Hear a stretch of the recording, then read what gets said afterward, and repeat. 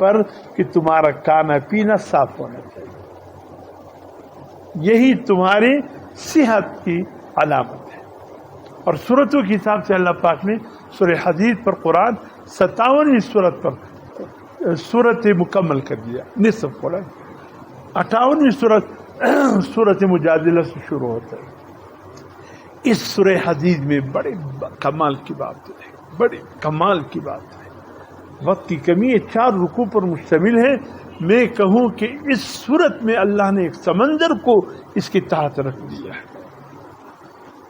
اسی سورت کے آخر میں اللہ پاک فرماتا ہے وَلَقَدْ أَرْسَلْنَا رُسُلَنَا بِالْبَيِّنَاتِ وَأَنزَلْنَا مَعَهُمُ الْكِتَابَ وَالْحَدِيدَ.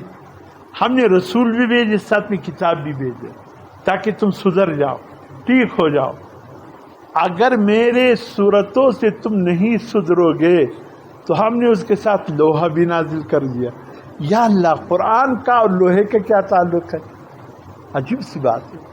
قرآن کا اور لوہے کے کیا تعلق ہے؟ تو اللہ فرماتے ہیں قرآن سے سدھر جاؤ.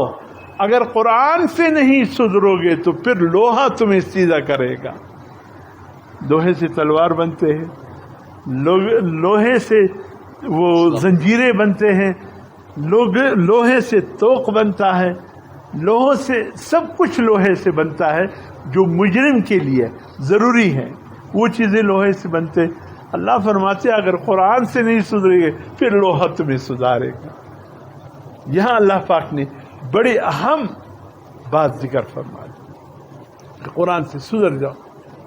تو سورہ مجادلہ جو 7